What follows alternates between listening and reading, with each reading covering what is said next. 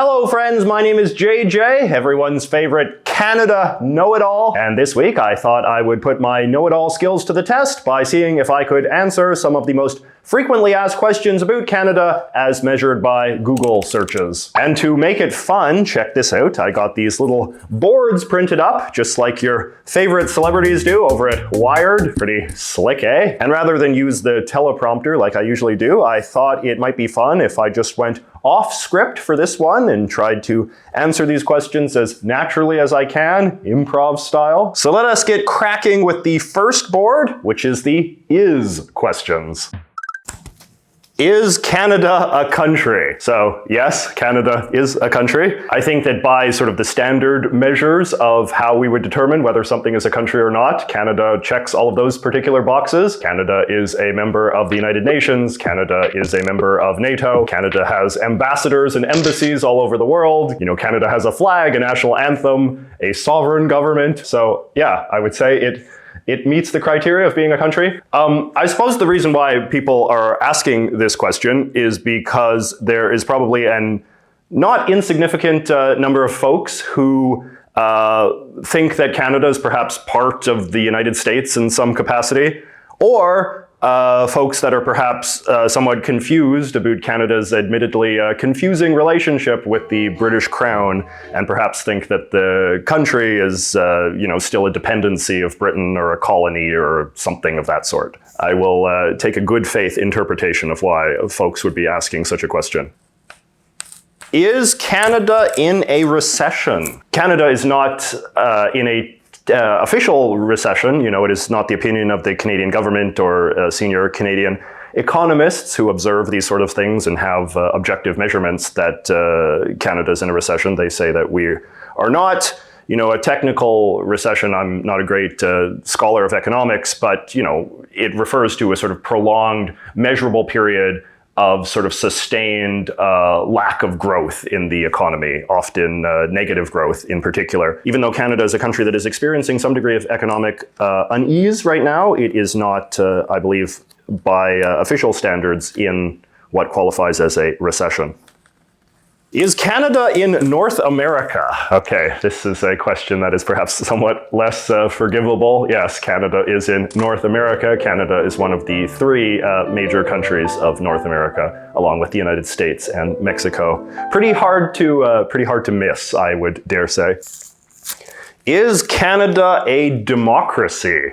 Political cynicism aside, I think that almost any sort of objective observer would say that yes, Canada is a democracy. Canada has free and fair elections. Canada has peaceful, orderly changes of government from time to time. Canada has a robust regime of civil rights and individual rights and protections of basic human liberties. Canada basically meets all of the criteria of a functioning democracy. I'm getting scraping some of the names off. I often see them do this on the Wired ones. Is Canada bigger than the USA? I suppose it depends a little bit on what you mean by bigger. Canada is geographically larger than the United States. This is something that Canadians are taught to learn as a point of national pride. But in terms of population, Canada is much, much smaller than the United States. Canada is usually described as being about a tenth of the size of the US. So if we think of Canada as having roughly 30 million people, the United States has roughly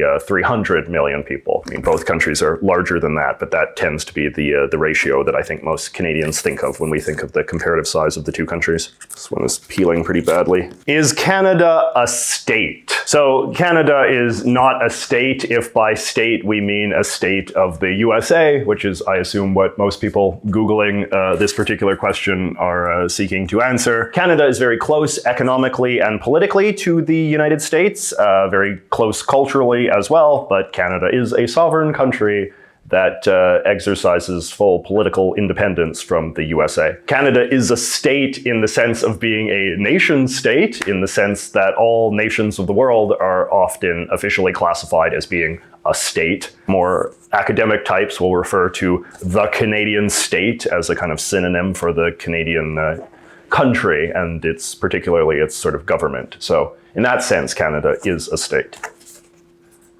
All right, let's look at the second one now, which is, what is Canada? So Let's see what we got here. What is Canada's national sport? So people, of course, often think of Canada's national sport as being hockey. This has led to a popular kind of rebuttal fact that you hear people often spout, which is that Canada's national sport is not, contrary to popular belief, hockey, but it is in fact lacrosse. And this is the kind of thing that people who want to sound clever will often, bring up. But in reality, Canada has two national sports. Hockey has been declared by Parliament to be the national winter sport, and lacrosse has been declared by Parliament to be the national summer sport. So Canada does not have a national sport, but rather two. I ripped off too much of this label, but I anticipated this happening, so I printed a backup one. So it is supposed to say, what is Canada FPT? FPT means federal provincial transfer. This is kind of Canadian bureaucratic speak for payments that sort of Ottawa, the federal government, transfers to the provincial governments for various reasons. A portion of taxes collected by the federal government and then distributed to the provinces in order to shore up their social programs in various ways. I understand that this is a line that sometimes appears when you get a tax rebate or other money from the government on a regular basis, and I suppose people are sometimes confused by that acronym, which is why folks are Googling to find out what it means.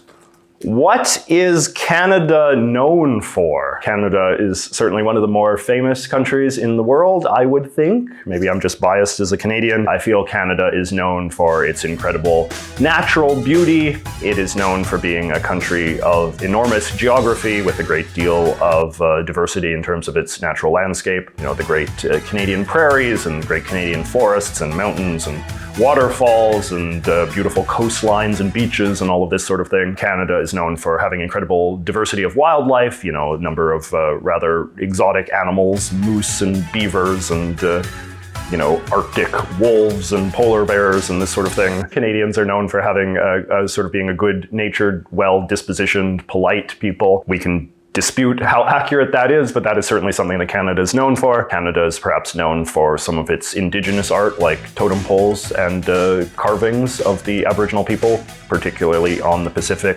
coast and in the far north. So Canada is known for a lot of things. What is Canada Place?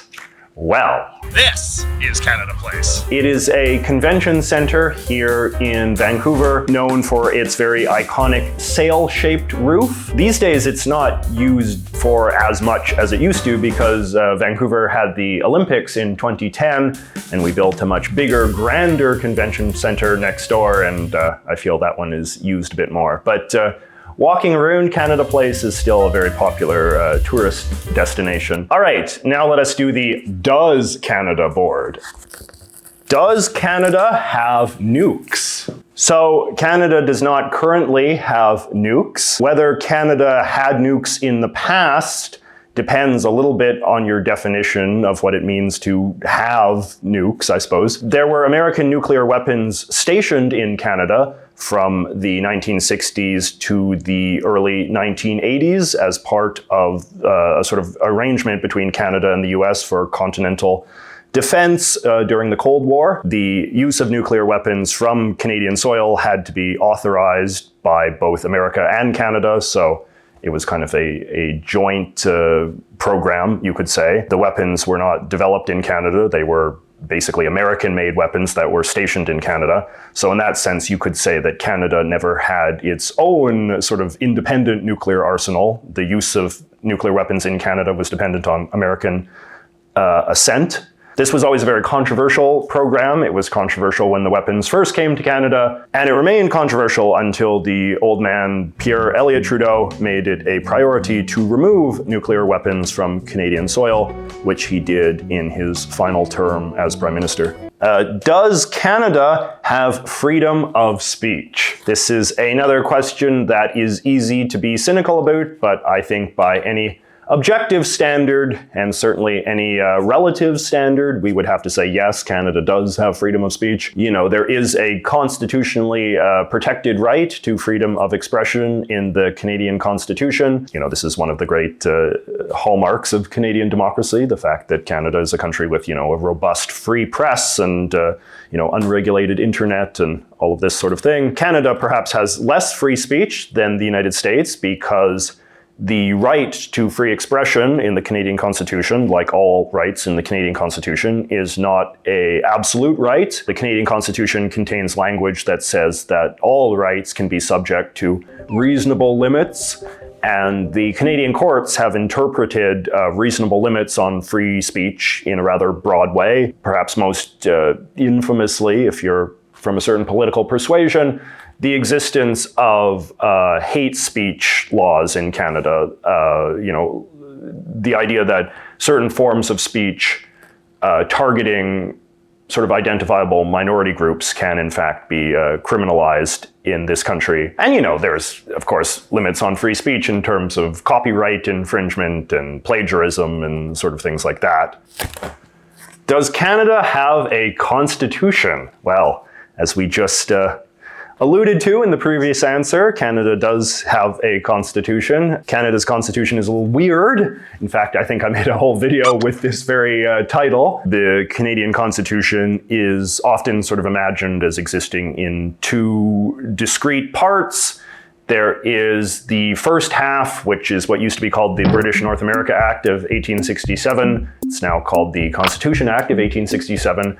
This is the sort of bundle of British imperial laws that dictate how Canada's system of government is supposed to work. And then you have the second half of the Constitution, which is the Constitution Act of 1982, which contains perhaps the most famous part of the Canadian Constitution, which is the Charter of Rights and Freedoms, which is a new part of the Canadian Constitution that was added by the old man Pierre Elliott Trudeau in the early 1980s.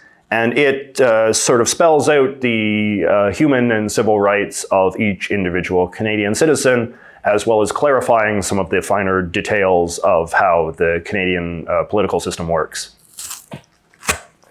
Does Canada have a president? Canada does not have a president. Canada has a prime minister. The prime minister is the head of the Canadian government. Although that doesn't really sort of have to be seen as a binary, because of course there are lots of countries that have presidents and prime ministers. In fact, I think the majority of countries are set up that way. In many cases, the prime minister is the person who actually runs the government, and the president is a sort of ceremonial figure. Canada is one of a very small group of parliamentary democracies that does not operate under that system. Instead, the sort of symbolic figure in the Canadian government is the Governor General, who represents the British monarch, who is recognized as the head of the state of Canada. And if Canada was to ever separate from the British monarchy, the thinking is that at that point, Canada would have a president. All right, now let us look at the why does Canada board? Why does Canada need immigrants? So I suppose this is a somewhat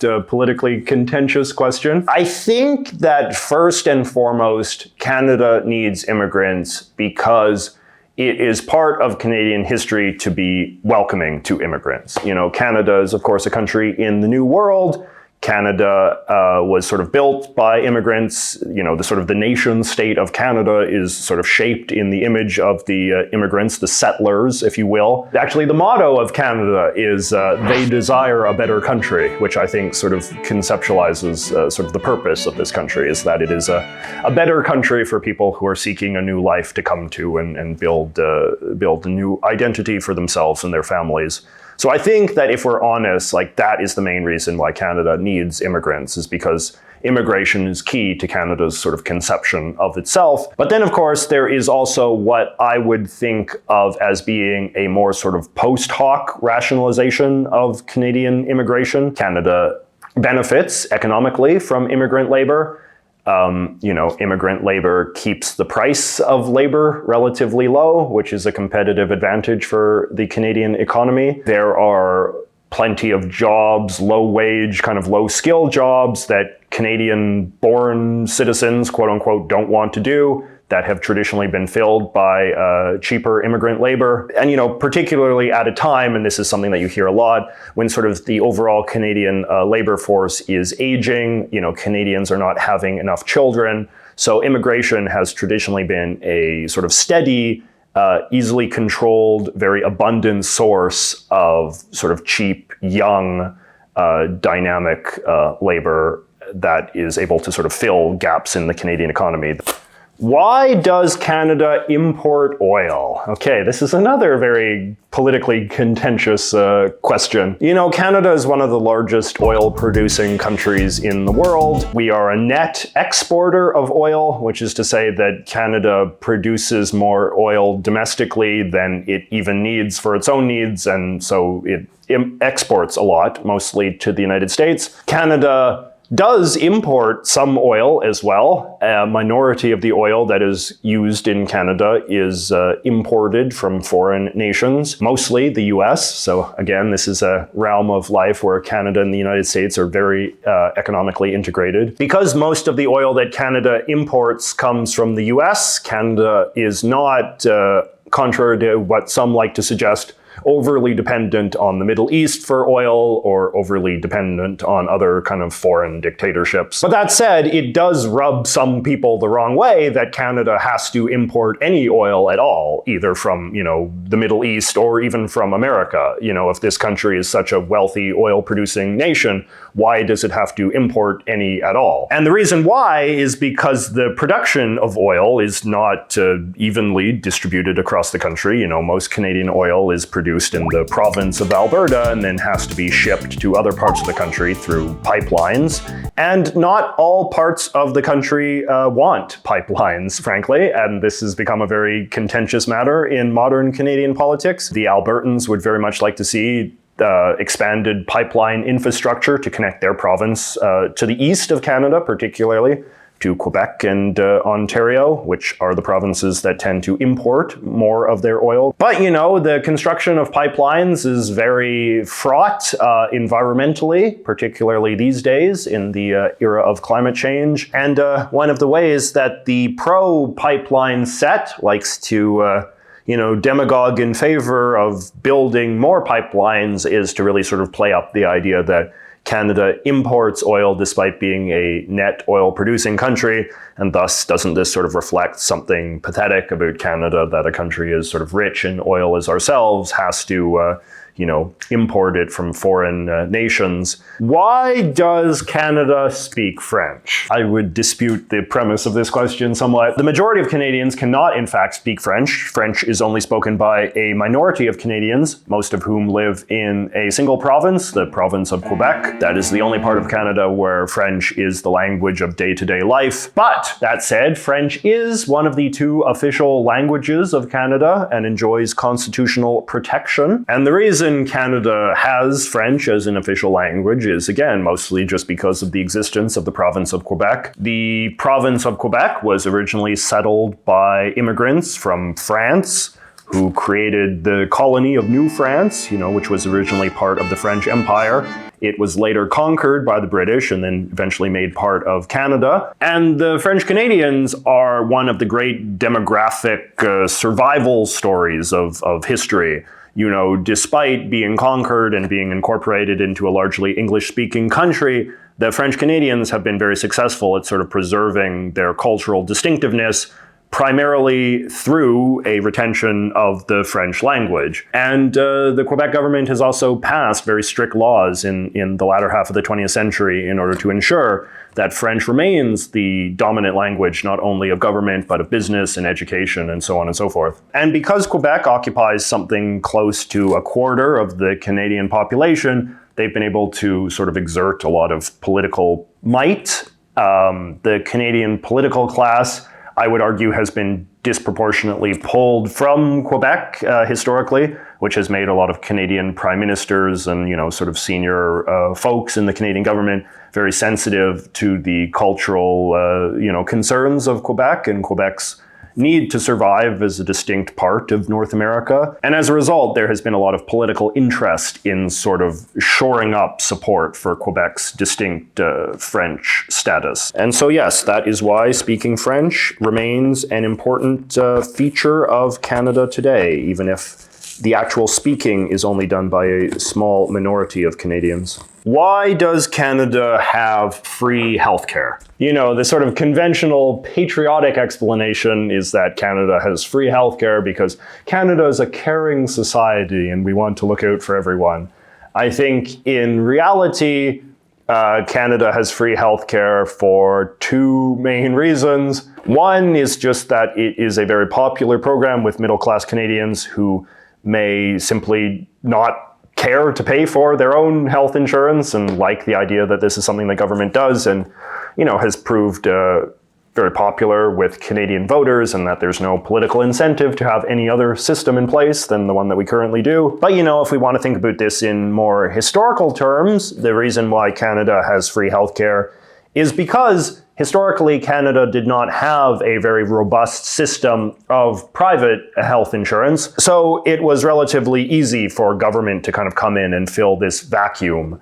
An absence of private health insurance made it very simple for sort of the Canadian state to kind of fill the void. When we talk about the existence of Canada's free healthcare system, you know, we're usually talking about it in implied contrast to the American, more private-dominated health insurance system. And I think that in some ways the more interesting question to ask is not why Canada has the free system, but why America still has such a private-dominated system.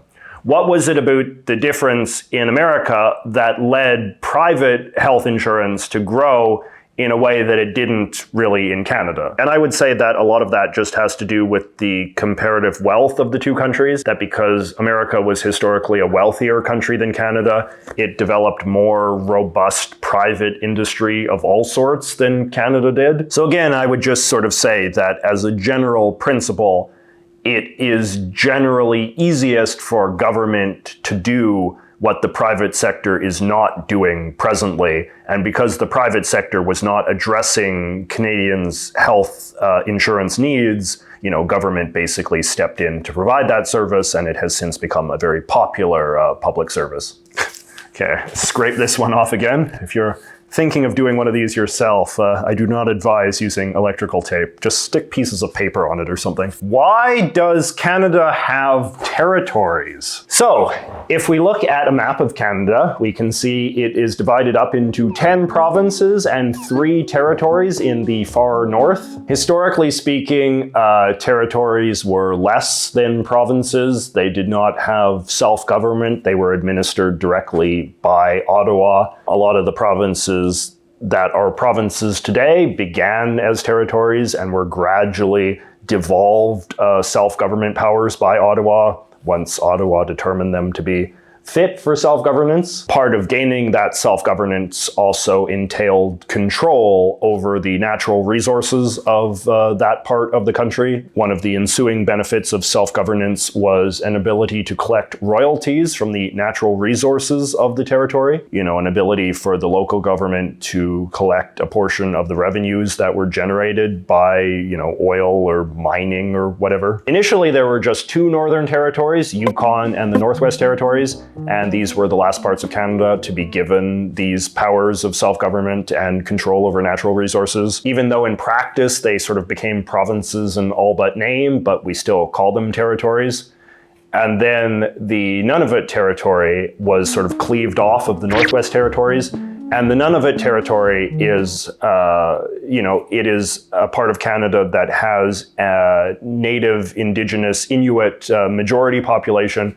And it was sort of cleaved off in the late 90s in order to give a part of northern Canada, to put a part of northern Canada under sort of the sovereign control of the indigenous population there. We just call them territories, I suppose, for historical reasons. And there is like a very minor kind of constitutional distinction in the sense that they do not participate in the constitutional amending process of amending the Canadian Constitution. To make amendments to the Canadian Constitution, you have to get buy-in from, you know, a certain number of provincial governments. the territories are excluded from that process. So I suppose in some ways that's the most meaningful difference. Historically, one of the reasons why territories were denied self-governance was because their population was seen as too small. And near as I'm aware, that is the reason why we exclude them from the constitutional amending process. All of the territories have populations of less than 100,000 people.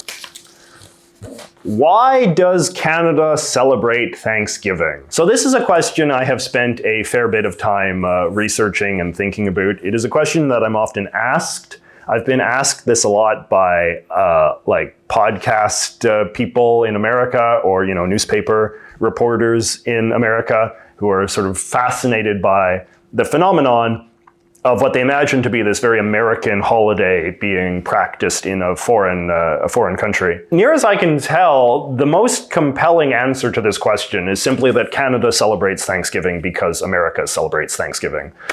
Canada is hugely culturally influenced by goings-on in the US and always has been.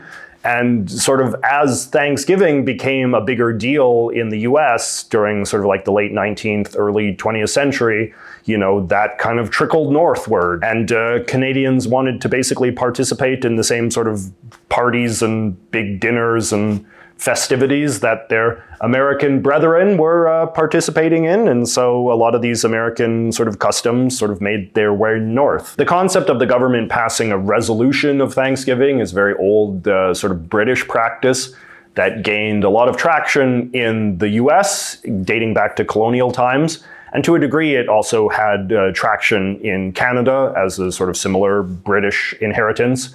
And Canadian sort of nationalist types will sometimes try to track modern Canadian Thanksgiving as being rooted in that kind of British custom of passing resolutions of Thanksgiving and sort of trying to draw a connection between sort of the Thanksgiving festivities we have today and, some resolution that was passed by sort of the Canadian colonial parliament way back when.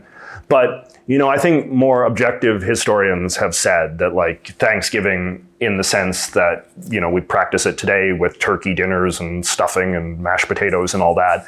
It's mostly just a Canadian cultural desire to emulate something that was popular and attractive that was going on in America. And then any effort to kind of come up with a Canadian historical justification for it is really just a kind of post hoc rationalization to sort of soothe Canadian egos that there is more going on than merely just copying some popular American thing. But the easiest rebuttal to the idea that Canadian Thanksgiving is some unique Canadian cultural inheritance is just the idea that if that was indeed the case, you would expect there to be distinct Canadian Thanksgiving traditions, and there really aren't. All Canadian Thanksgiving traditions are at best just slightly watered down versions of American Thanksgiving traditions. And next we have the how does Canada questions. How does Canada's pension plan work? So the Canadian Pension Plan, or CPP, I do not think works terribly different than pension plans in most other parts of the world. Your employer makes a deduction from your paycheck into the Canadian pension plan, and then you enjoy those benefits when you get to retirement age. Canada also has an old age security program, which is sort of similar. So I guess Canada's pension regime is a little bit different in that you have two programs that work in slightly different ways. But, in both cases, Ottawa is collecting money for programs that then they distribute to Canadians when they reach a certain age in order to have financial security in their golden years. How does Canada write dates? Canadians write dates in what I guess is the American way. So month, date, year, as opposed to day, month, year. So you would say September 11th, 2001, rather than 11th of September, 2001. This strikes me as the kind of thing that a certain type of Canadian would want to bully their countrymen out of, because there is always a lot of insecurity whenever Canada is doing something that is seen to be sort of consistent with a kind of American international outlier behavior, like in the same way that a lot of Canadians would like to take pride in the fact that Canada has embraced the metric system to a much greater extent than the US has. even though a lot of Canadians do not in fact use the metric system all that actively in their day-to-day lives. I could see there being some appetite to sort of make Canada get with the sort of the international way of recording dates and get away from the American way of recording dates with the, the month first. That being said, I think it will be a very long time before you would ever see Canadians, describe their own birthday as being 17th of July rather than July 17th. How does Canada's healthcare system work? Well, it doesn't. So I did make, as I mentioned earlier, I did make a video a couple of weeks ago discussing the Canadian healthcare system in relative detail, hopefully. And as I alluded to in that previous answer, the Canadian healthcare system is primarily based around public health insurance. Canadian medical treatments, surgeries, and so forth are paid for, in the majority of cases, by a health insurance system that is provided by the provincial governments. Hospitals and other medical services are provided in a number of different ways. Some are provided by, government-run clinics and facilities.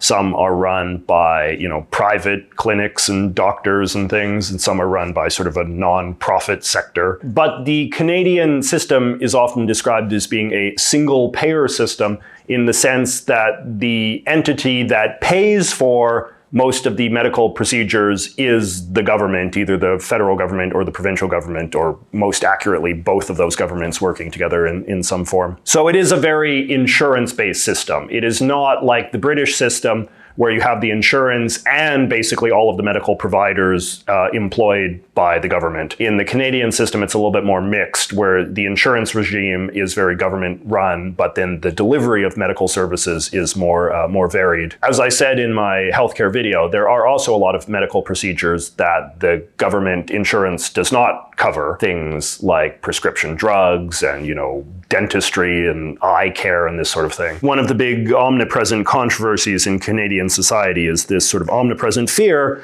on the part of the middle class that government is going to ratchet back what the insurance they provide covers and sort of force more Canadians to get private insurance to cover a greater number of the medical procedures that they rely on. How does Canada make money? I guess trade is a huge part of Canada's economy. Canada has a very trade-dependent economy. Canada is one of the great trading countries of the world, in fact. We trade natural resources. We trade a lot of manufactured goods of various sorts. Canada produces lots of food products and chemicals and, paper and clothing and, cultural products like books and TV shows and all sorts of things. Canada has a very integrated automobile production sector of the economy, very integrated with the US. Being next door to the richest country in the world with over 300 million customers has obviously been a great boon to Canadian corporations and manufacturers. No matter what Canada produces, there is always an ample waiting market for them. How does Canada spell color? Well, I suppose this one is somewhat self-explanatory. The question itself spells color in the official Canadian way, which is with the O-U-R, the British way. So the idea of official Canadian spelling is another way that Canada seeks to create a sort of distinct identity from the US. The government of Canada encourages the use of British-style spellings as opposed to American-style spellings. In many, but not all contexts, the spelling of color with a U, as well as spelling other OR words with a U, like honor or humor, is considered a very iconic Canadian thing in the minds of Canadians. I don't know why the U is as fixated on as it is. Perhaps these are just sort of some of the most commonly used words, and so the difference in the spelling is more obvious. R-E instead of E-R is another sort of popular Canadian distinction from the US style of spelling. How does Canada trade? So as I said earlier, Canada trades mostly with the US, although we do trade trade with other countries as well. Because Canada trades mostly with the US, I suppose in a kind of literal sense, how we trade is mostly by trading across the physical border. Trucks are loaded up with Canadian goods, and then they just drive physically across the land border with the US to American warehouses and stores and whatnot. There are oil pipelines that literally pump oil from Canada into the US, distributing it to refineries and stuff as far south as Texas. And then, on Canada's two coasts, we have robust ports, shipping ports, where goods are loaded up onto big ships in Vancouver and in Atlantic Canada and shipped out to Europe and Asia. It's a pretty impressive sight, actually. This is another way that Canada is really quite blessed by geography, that we have these two big coasts that are very well suited to being enormous shipping ports to the rest of the world. All right, and lastly, we have, I guess, the sort of historical questions, which is, did Canada ban TikTok? So Canada has not yet banned TikTok as such, although there is, ongoing debate about that. TikTok is becoming a very controversial company because of its ties to China and ties to the Chinese government specifically. Canada has, however, banned TikTok from the devices of employees of the Canadian government. This made some headlines around the world recently, and this is actually something that a lot of nations around the world are decreeing, that government employees cannot use TikTok on their devices because TikTok is sort of seen as a security threat, a national security threat. Having TikTok on a government employee's phone could potentially leave that employee open to, hacking or, infiltration of some sort, where potentially government secrets could be lost in that way. But a formal ban? No, not as of yet. Did Canada have slaves? So yes, Canada did have slaves at one time. African people brought over to do unpaid labor for white people. House slaves for wealthy Eastern Canadians were relatively common at one time. But Canada never had mass-scale slavery in the way that the United States did. And this wasn't for any great moral reason. It's just the Canadian economy was not set up in the same sort of way. The American agricultural economy in the Deep South was very, based around the harvesting of cotton. And that was something that slave labor, very easily integrated into. And there was nothing sort of equivalent to that in Canada. So there was not a demand for kind of like large scale slave labor in the agricultural sector the way there was in parts of the US. The British Empire abolished slavery in the 1830s. And this was not seen as nearly as contentious of a proposal as, of course, the movement to abolish slavery in America was. For a significant period of time after that, Canada was known to be a refuge of escaped slaves from the US through the so-called Underground Railroad. Actually, this is one of the weird things about Canadian history, is that there were a lot of escaped slaves that found Canadian racism so bad that they actually went back to America. They would rather take their chances in the States and the Fugitive Slave Act and all of this kind of thing, rather than sort of endure the racism of Canadian society. Did Canada invent football? Dave Grohl made an advertisement in the most recent Super Bowl in which he kind of like flatly and confidently asserts that Canada invented football and that you should look it up. Look it up. And so I guess a lot of people took him up on that and have been in fact looking that up. As I say in my video on the topic, I don't think that you can really make a very convincing case that Canada invented football. Football was a game that was sort of developed in the late 19th century. Both Canadians and Americans were playing a primitive form of football at around the same time. And, there was like a lot of cross-border games that would be played from time to time. It, started out as mostly a college sport. So Canadian teams and college teams would play each other now and then. And this was a very experimental time for football in which a lot of the rules were sort of being developed on a kind of ad hoc basis. And there is an argument that the rules that were practiced by the McGill University football team are kind of like, in some ways, the embryonic version of the rules that would eventually become mainstream in football across North America. But, I think that that's a bit of a stretch to make. I don't think that any one place can take credit for just kind of like blasting the rules of football fully formed into existence. So I would say that Canada played a role in the development of football, but it cannot take credit for inventing football. I don't really think anyone can take credit for inventing football.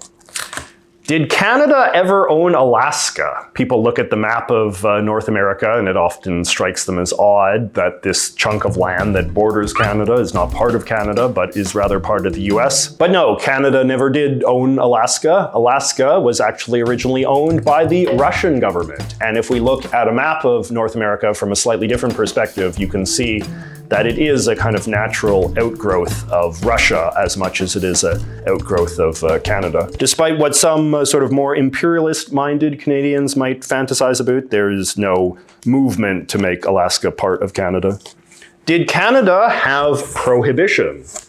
Canada did indeed have prohibition at one time, which is to say the banning of the sale and consumption of alcoholic beverages. Canada first introduced prohibition in the early 20th century as a World War I thing, and then it survived into the 1920s in many provinces. It was always done on a province-by-province basis, though. It was not a sort of one-size-fits-all kind of federal policy. So the provinces opted in and out at various times. The repeal of prohibition in Canada, however, resulted in a lot of compromise policies wherein liquor was legalized, but very heavily regulated and controlled by the government.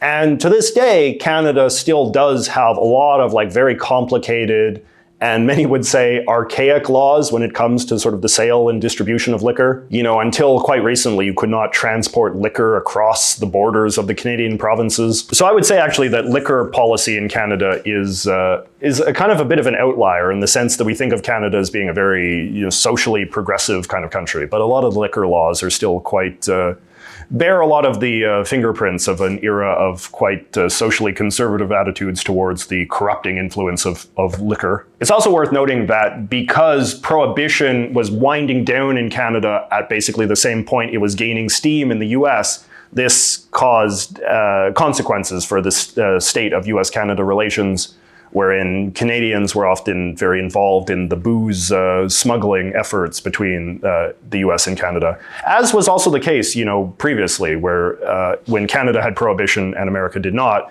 you would run liquor from the US to Canada, and then sort of the state of affairs switched when Canada repealed prohibition, but America didn't. All right, and the last question. Let's see what we got here.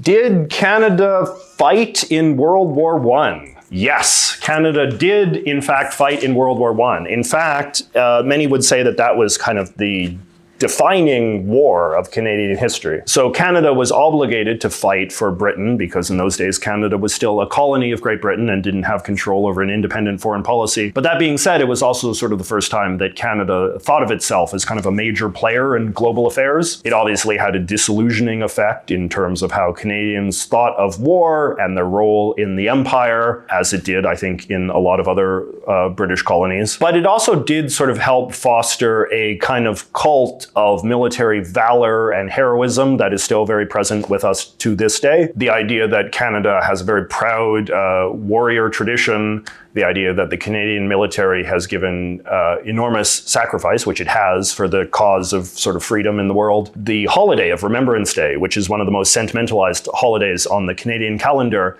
is still very, very tied up in kind of World War I era imagery. So in contrast to, I think, many other parts of the world where World War I is sort of seen as a very pointless and even somewhat forgettable conflict, beyond the tremendous toll of human lives lost, in Canada, World War I is sort of seen as very politically and culturally significant, both in the sense of helping accelerate Canada's independence from the British Empire, but also building a kind of martial culture in Canada of veneration for the Canadian Armed Forces and a thinking of Canada as a sort of great military power in the sort of modern geopolitical context. So, there we have it. A bunch of questions about Canada that I have done my best to answer. Hopefully this was a somewhat educational exercise. If you have any other creative ideas of how I could help teach you guys a bit more about this country of mine, let me know in the comments below, and I will see you next week.